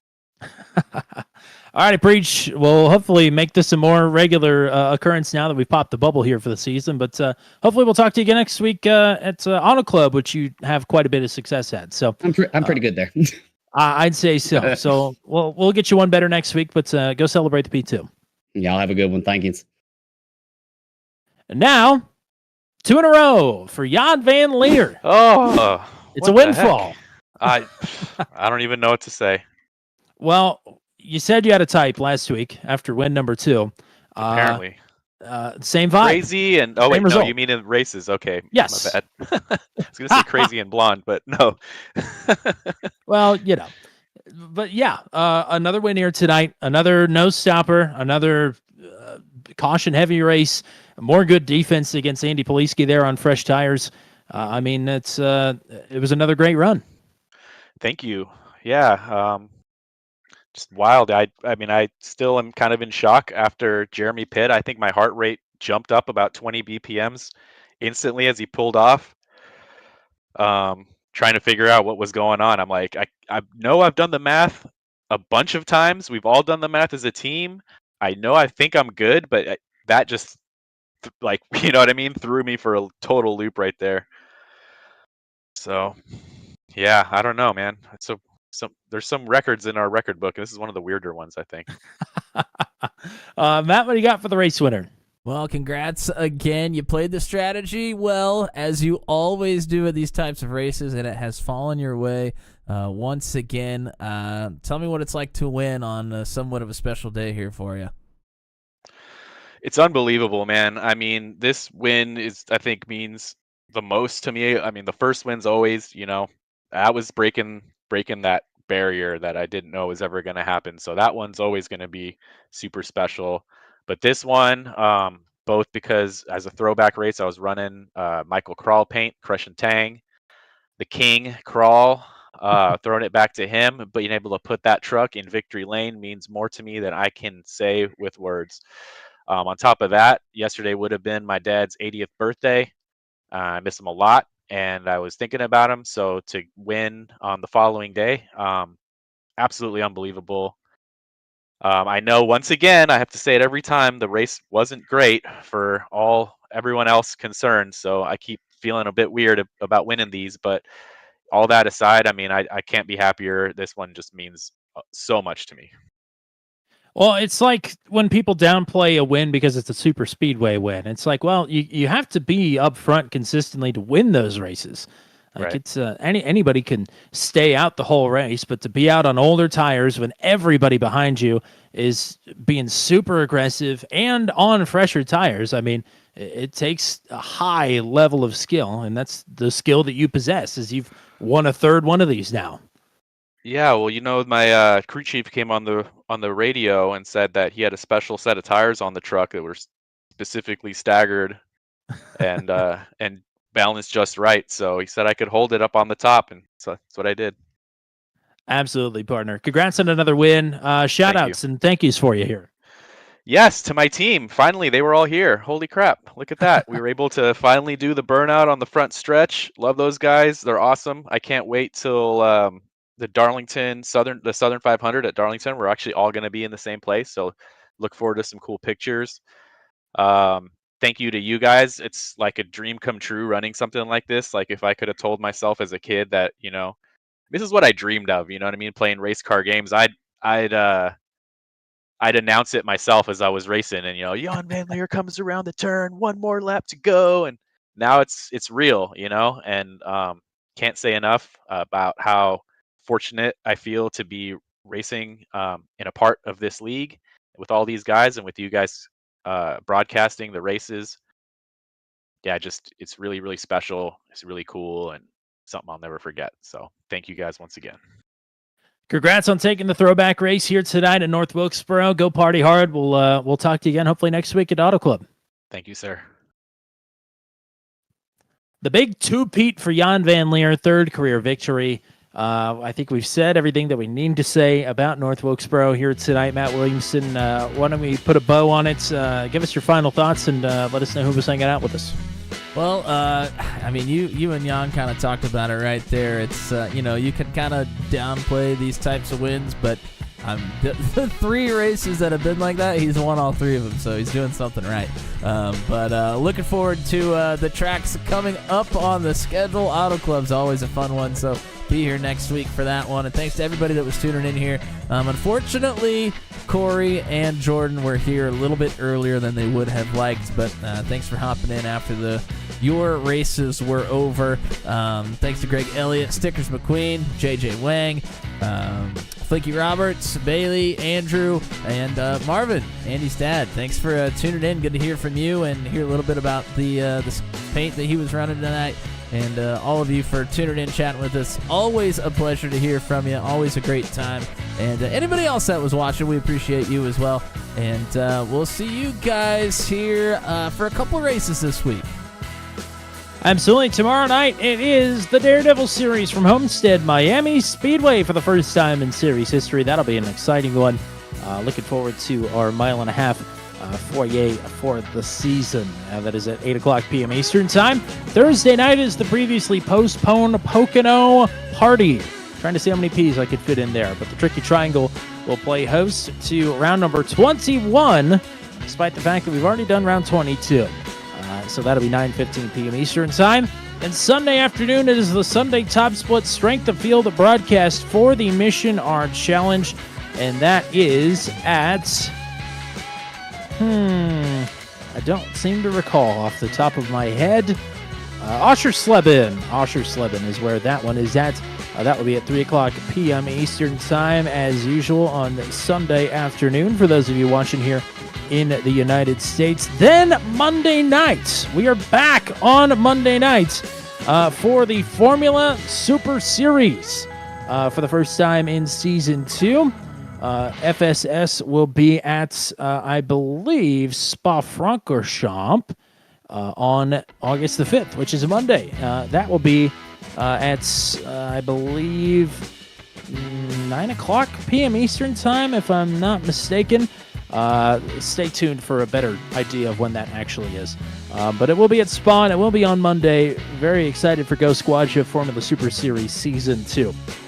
And that will lead us into the Venom Truck Series Endurance Race next week. Yes, these last 2 weeks have not been the endurance races. Next week is at Auto Club. Should be much better. Everybody keep the positive energy flowing into Auto Club for next week, and we could get some green flag running in. But that is all we got for you here tonight. Thank you to everybody with the Venom Truck Series. Thank you to the GOAT, the one and only Mr. Matt Williamson. Until we meet again here from North Wilkesboro Speedway, I'm Tommy Cook saying so long, and congratulations to Jan Van Leer on 2 in a row here tonight at the Throwback Race.